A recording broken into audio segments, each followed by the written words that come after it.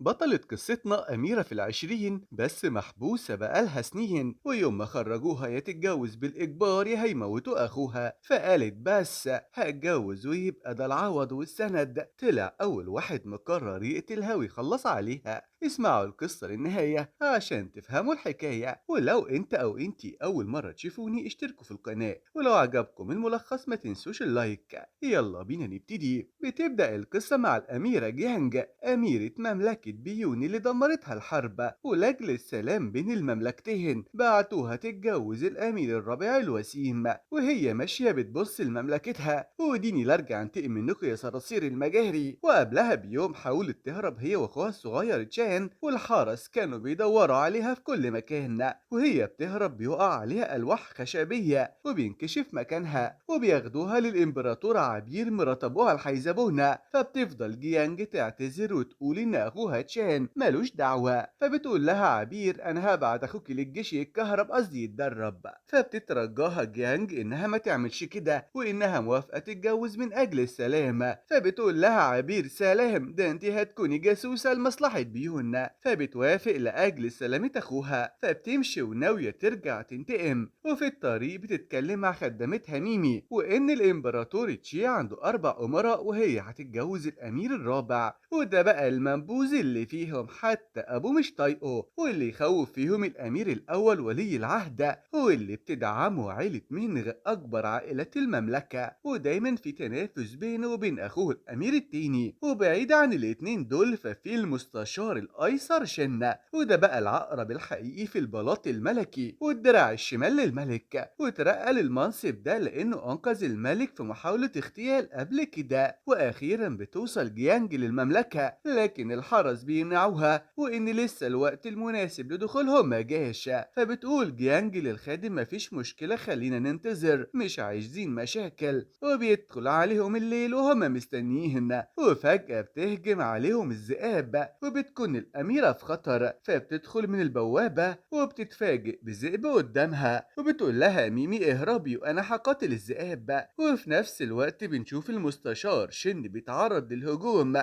وفعلا بيكون ثعلب مكار وقوي جدا، وده بيطلع مجرد اختبار من جان مش أكتر. وجان ده مهرب فلوس مزورة بيعرض على شن يديله لوحة الشمس فوق 1000 قمة مقابل سلامة نفسه وعيلته، واللوحة دي هتساعده يعرف مصدر الأموال المزورة اللي انتشرت في المملكة. فبيوافق شن وبيتفق معاه هيقابله امتى. أما الأمير الرابع فبيعرف إن الأميرة اختفت، ولما بيروح على الموكب بيلاقي أخوه الأمير الأول بيعاقب ميمي، ولما سأله بيعاقبها ليه قال له لأنها فشلت في حماية الأميرة. أما شن فبيكون خارج وفجأة بيحس إنه متخدر، وبيعرف إن في مؤامرة ضده. وفجأة بتهجم عليه الأميرة جيانجا وبتقول له أنت مين وأنا إزاي جيت هنا، لكنه أقوى منها وبيقول لها إنه متخدر. ولسه هتقول له أنا أميرة بيون افتكر إنه شاف صورتها وهو مع الملك. وبتدخل عليهم ميمي وبتنقذها منه، وبيدخل عليهم الأمير الأول وقول لي الأميرة بتعمل إيه معاك. وتاني يوم بتسأل جيانج ميمي هو الإمبراطور استدعاني ولا حاجة، قالت لها لأ. فبتقول لها أكيد الإمبراطور عامل اجتماع دلوقتي وبيتناقشوا في الموضوع. وفعلا بيكون في اجتماع والكل مقلوب على شنة، وكل الوزراء والمسؤولين بيطالبوا باستبعاده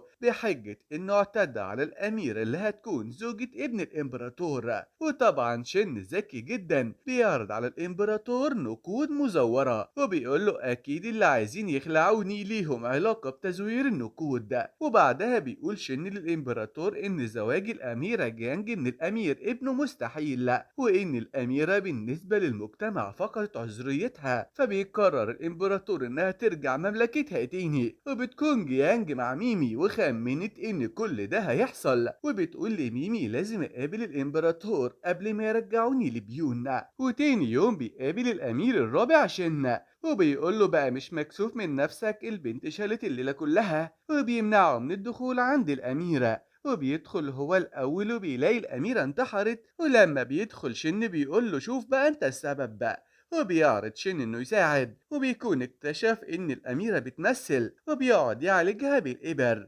وأول ما حست إنه هيشكها فاقت وسبحان الله. وبعدها بعت لها الإمبراطور: وبصي بقى اطلبي اللي انت عايزاه، وده تعويض على اللي انت تعرضتي له هنا. فبتقوله إنها مش عايزة حاجة، أنا عايزة السلام بين المملكتين. وبتعرض إنها تتجوز المستشار شن. وبيتدخل الأمير الرابع وبيقول إن ده أنسب للأميرة، لأنها لو رجعت مملكتها سمعتها هتبقى في الأرض. وطبعا شن مش موافق بحجة إنها أميرة وهو من أصل وضيع. فبتترجى الأميرة الإمبراطور إنه يوافق لأجل سلام المملكتين. فبيوافق الإمبراطور على طلبها، ولما بيخرجوا بيقول لها: أنت بنت زي القمر، ظلم ليكي تتجوزي واحد زيي. فبتقول له إن ما عندهاش مشكلة، أهم حاجة السلام يعم مع الكل. ولما بتمشي بيقول شن للمساعد إنها ما طلعتش سهلة وشاكك إن وراها حاجة. ولما بتروح جيهانج مساعد الحيزبونة بيزعق لها: وإزاي تتصرفي من دماغك وتعرضي الزواج ده؟ لكنها بتقدر تقنعه إنها لو اتجوزت شن هيكون أحسن من الأمير الرابع الغلبان، وإن شن المقرب من الإمبراطور، وبكده هيكون الخيار الأفضل. وفجأة بتمرض جيانجا وبتفتكر إنهم أجبروها تاخد سم، وقالت لها الملكة كل شهر تبعت لها الترياق. وبيكون تأثير السم بدأ وعلامة الزهرة على إيديها بتأكد ده. وبيقول لها المساعد تستنى في غرفتها وبيمشي. وفي نفس الوقت الأمير الأول بيهزق الخادم لأنهم مش قادرين يوصلوا لجان. وبيوقفوا المساعد بتاعه وبيقوله إن أهم حاجة نلاقي جان قبل ما يوصل اللوحة لشن. وتاني يوم بتكون الخياطة بتاخد مقاسات الأميرة، وبتكتشف جيانج إنها تبع الإمبراطور عبير مرات أبوها. فبتديها الخياطة الترياق اللي هيوقف تأثير السم، وبتقول لها إن الملكة عايزة لوحة الشمس فوق 1000 قمة، وإن شن هو كمان بيدور عليها. وفي منزل شن بتبدأ التحضيرات، وبنشوف السهنة سهى زوجة شن الأولى وبتتكلم مع خدامتها، وبنعرف إنها من عائلة مينغ اللي بتدعم الأمير الأول ولي العهد. وبعدها على طول بتوصل الأميرة وأحلى استقبال وعايزين يوقعوها بالمفرقعات،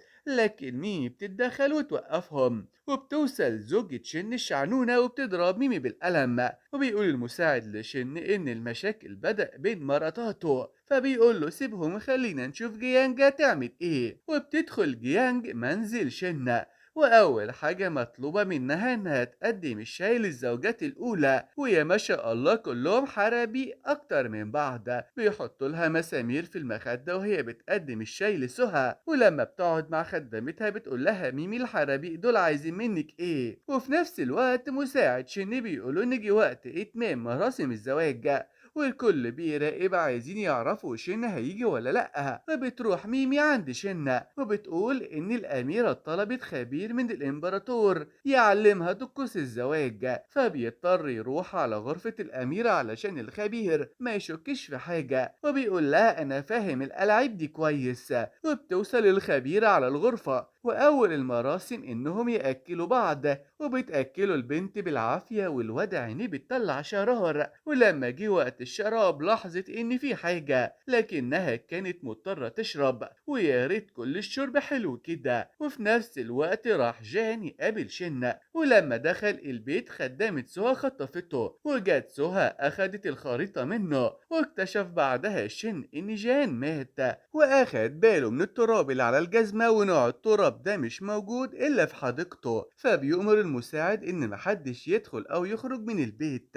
ويطلع إشاعة إن لوحة الشمس فوق 1000 قمة معاه. وبتحس سهى العقربة إن ده فخ من زوجها. أما جيانج فبتفكر مع ميمي يا ترى شن شايل اللوحة فين. وفجأة الباب بيخبط، وبيقول الخادم إن شن مستنية في المكتب، وبتقول لها ميمي إن في حاجة غلط. فبتعرفها جيانج إن في حد عايز يلبسها الحوار لكنها هتروح معاه، وهي فرصة تدخل مكتب شن. وبيقول المساعد لشن إن جيانج دخلت مكتبه، وطبعا شن ذكي بيعرف إن في حد عايز يوقعها، وأكيد هي ملهاش علاقة بموت جان لأنها وقتها كانت معاه. معاه. أما جيانج فبتكتشف الدرج السري اللي في المكتب، لكن شن بيدخل عليها وإيه اللي جابك هنا، فبتقوله إن الخادم قال لها تيجي حسب رغبته، فقال لها أنا هجمع لك الخدم وتعرفيني مين فيهم. فقالت له بقول لك إيه، أنا مش عايزة مشاكل، اديني سبب مقنع علشان أعمل كده. وبيلاحظ شن إن في حد فتح الدرج السري، وبيبقى شاكك في جيانج، وبيقول لها مهما كانت المؤامرة اللي بتخطط لها اكتشفها. وبتبقى جيانج خايفة جدا، وبتروح تشوف الخدامين لكن ما بتلاقيهوش، وده لأنه كان متنكر لما راح لها، لكنها قدرت بطريقة ذكية ومن خلال جزامهم إنها تتعرف عليه. وطبعا أنكر وطلب من المستشار شن يحقق في الموضوع، لكنها قدرت تثبت إن هو فعلا مش حد تاني، فبلع سم ومات في الحال. فقال شن لجيانج غريبة إنك لاحظتي مشيته وكأنك عارفة إن ده فخ ومع ذلك جيتي. وطبعا مثلت البراءة والنبي يا بيه أنا مفهمش حاجة. وتاني يوم بيروح شن يشرب الشاي مع سهى، وبيقول لها إن في حد استدرج جيانج لمكتبه، فقالت له إنها كانت دايما طول الليل. ولما بيمشي بتحس سهى إن شن شك فيها، فبتقول لخدمتها لازم نخرج اللوحة بأسرع وقت من هنا. وبالليل بيروح شن يتعشى مع جيانج، وأي حاجة ياكلها شن بتاكلها هي، خايفة يكون حاطط لها سم في طبق معين. وشن بياخد باله وبيستغل الفرصة، وبعدها بيقول لها إن في مأدبة عند ولي العهد وهي اللي هتروح معاه. ولما بيرجع بيعمل طقوس وفاة أهله اللي ماتوا قدام عينه وهو طفل صغير، وبيسأل المساعد كل حاجة جاهزة لمأدبة بكرة، وبيكون مخطط يتخلص من جيانج للأبد. وتاني يوم لما بيوصلوا مكان المأدبة بتسيبهم جيانج وبتروح تستريح من المشوار، وبتقول لميمي أكيد ده فخ وإنها مش مستريحة لشن نهائي. ولما حطوا لهم الأكل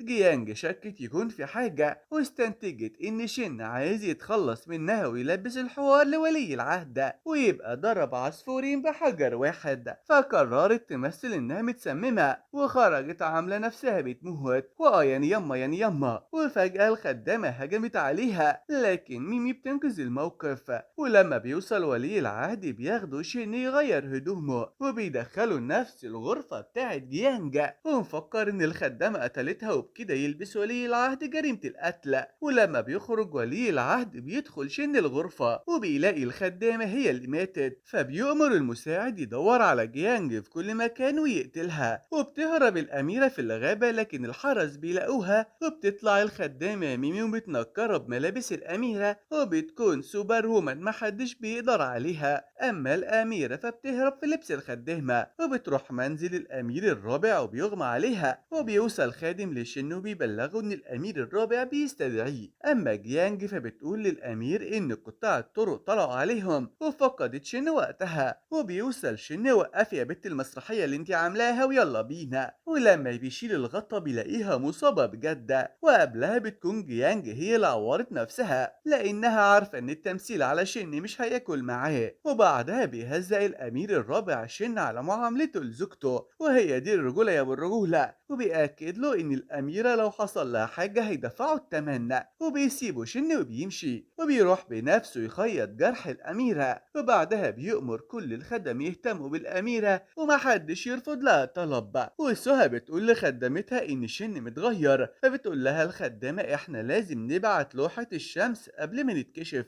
وتاني يوم بتفوق جيانج وبتستخدم ذاكرتها القوية وبتفتكر اللوحة اللي شافتها في مكتب شن وبتبدأ ترسمهم. وبتقول لميمي تبعت الرسمة على إنها لوحة الشمس للإمبراطورة الحيزبونة، لكن الحرس بيمنع ميمي من الخروج وبيقول لها إن دي أوامر شن. وبتوصل زوجة شن ولسه الزوجة هتتنمر على جيانج وقعت، وشن بيراقب اللي بيحصل في هدوء وهدفه يعرف مين مع اللوحة. وبتمشي سهى مع الخدامة وبتقول لها إن ده فخ عمل شن. وبتروح جيانج للخياطة وبتديها لوحة الشمس المزيفة وبتاخد منها ترياق السم، وبتقول لها الخياطة مهمتك اللي جاية تعرفي السر اللي موجود باللوحة. فبترجع جيانج ودغري على غرفة شن وبتقول له بص يا رجولة من غير لف ودوران، أنا عارفة إنك بتدور على اللوحة وهساعدك تلاقيها مقابل إنك تحميني. وشكلهم أخيرا هيتفقوا مع بعض.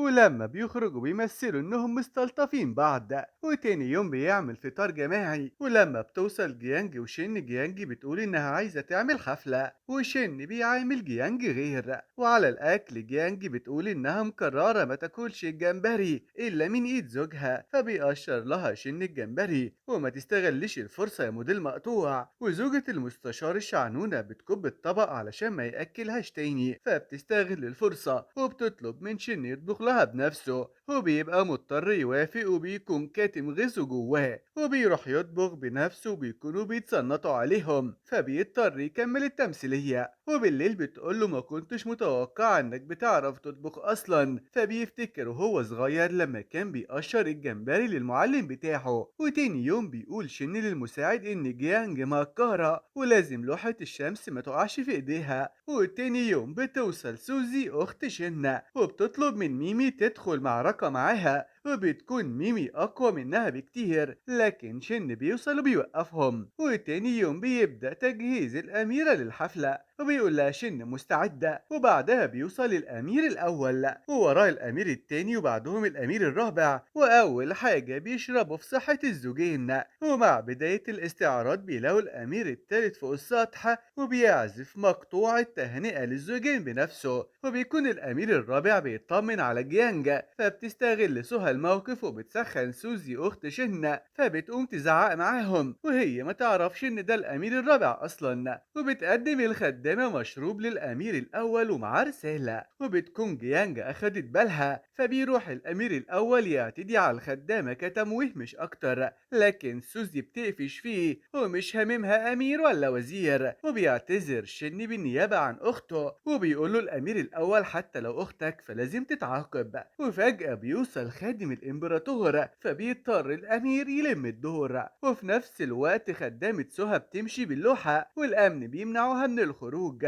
وبتقفشها جيانجا. وبتحاول ميمي تاخد الصندوق فبتقع اللوحة على الأرض، وعلى طول بتاخدها جيانج وبتشوف كل تفاصيل الرسمة. وأول ما بتشوف شن جاي بترمي اللوحة في النار وبتولع، وبيوصل الأمير الأول وبيصطاد في المية العكرة. وبعدها بيفتكر شن إن جيانج متفقة مع الأمير الأول وكان هيموتها، فبتقوله إن عندها ذاكرة لا تخطئ وتقدر ترسم اللوحة مرة تانية. فراح جاب لها لوحة وفرشة فرسمت له كل اللوح اللي في مكتبه علشان يتأكد. وبعدها قالت له بص بقى أنا عندي 3 شروط وأرسم لك اللوحة مرة تانية، أولهم يحقق في علاقة الأمير الأول في تزوير النقود بتاعة الدولة، وبتقوله إنها عايزة تنتقم منه على إهانته لدولتها، والتاني إن خدامتها تدخل وتخرج براحتها من القصر، والتالت يسمح لها تخرج للمدينة وتتعرف على الناس.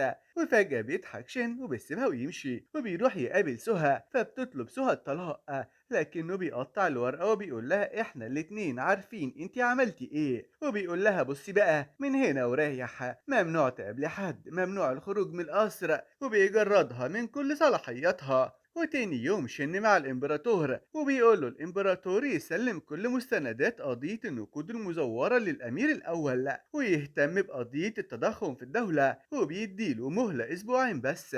وفي نفس الوقت جيانج بترسم الختم اللي على لوحة الشمس وبتقول لميمي تخرج تدور على معنى الختم ده ومصدره. وفي نفس الوقت شن مع المساعد بتاعه بيقول المساعد ان النقود المزورة انتشرت بشكل كبير وانهم محتاجين اللوحة علشان يحددوا المصدر. وبعدها بتقول جيانج لشن ان ميمي اختفت وانها بعتتها تدور على معنى الختم اللي كان على اللوحة، وبتطلب منه يساعدها في انها تلاقي ميمي وهي هترسم له اللوحة بدون اي شروط تانية. وبعدها بتقعد جيانج مع سوزي وبتقول لها بصي يا علمتنا انت الخبيرة اللي في بيتنا، قولي لي بالله عليكي معنى الختم ده. فبتقول لها سوزي ان ده شعار دار جينين للقمار وان المكان ده للمدعوين بس محدش يقدر يدخله غيرهم. وفي نفس الليلة بتوصل جيانجو متنكرة على دار جينين وبتعرف ان المكان ده للنبلاء وابناء اقوى العائلات في الدولة، وهي بتقدم المية بتشم ريحة بخور مميز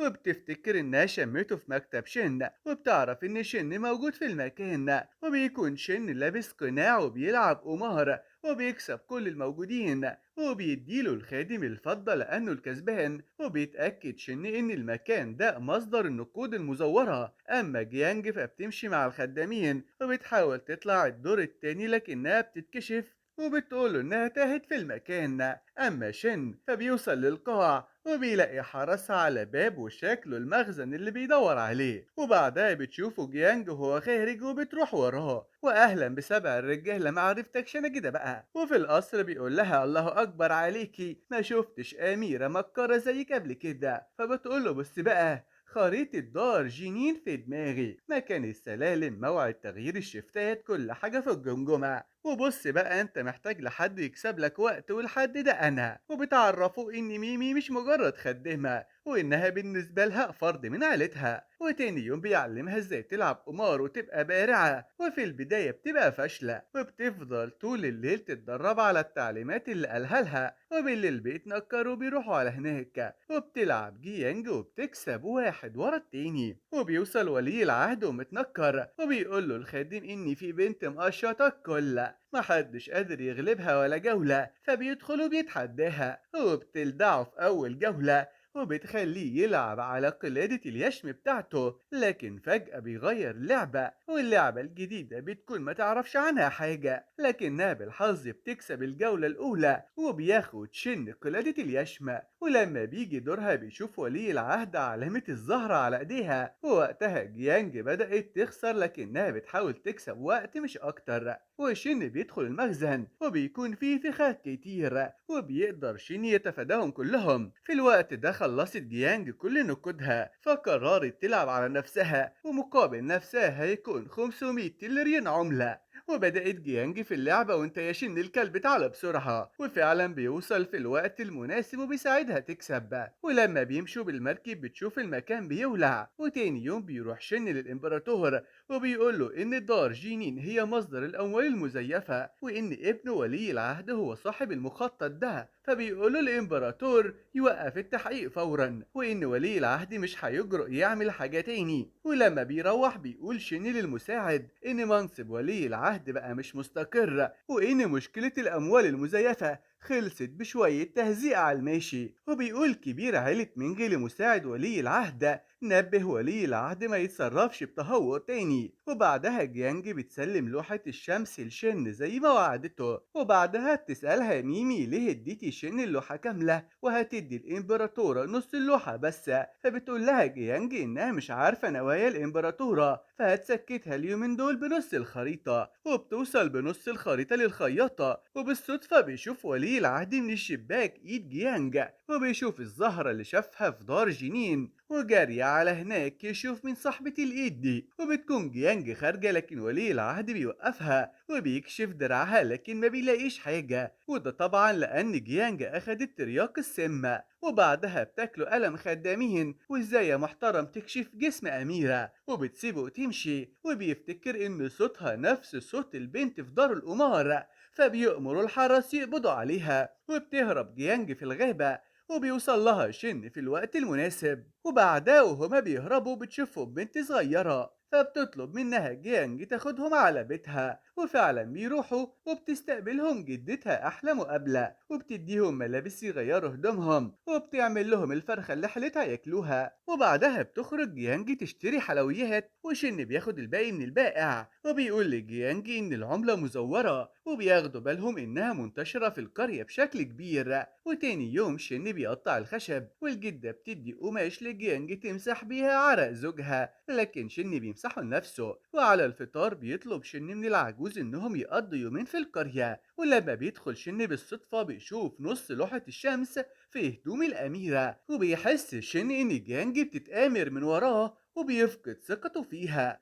وبعدها بيقوم يشتغل في الأرض، وكل قرشانات القرية هيموتوا عليه. فبتجيله جيانج بالأكلة وبيعملها معاملة وحشة جدا، وبتبقى مستغربة من معاملته. وفي نفس الوقت بنشوف سوزي رايحة تدور على أخوها، وبيشوفها الأمير الرابع وبيوقفها وبيقرر يروح معاها. أما جيانج فبتحكي لها العجوز عن مأساة القرية، وإن المسؤولين أخدوا أرضهم وطردوهم منها، وعملوها منطقة عسكرية للبلاط الملكي، وكان قائدهم الوزير الحقير شينزاي. ما يعرفوش إن شين قاعد معاهم بشحمه ولحمه، ولما بيتمشوا بتقوله الناس دي بتكرهك جدا، وبتسمعهم البنت الصغيرة وبتعرف إن شين يبقى هو نفسه الوزير شينزاي اللي شردهم. وتاني يوم بتاخدهم البنت الصغيرة توصلهم، وبيلاحظوا إنها هادية جدا على غير العادة. وفي القرية بتقول البنت لجيانج إن ده فخ وبيجروا، وبتقول لها بعدها إنها عملت كده علشان شينزاي الوزير الحقير. أما سوزي فبتساعد العجوز، وبالصدفة بتعرف إن أخوها في قريتهم. ولما بترجع جيانج وشن بيقابلوا سوزي والأمير الأول.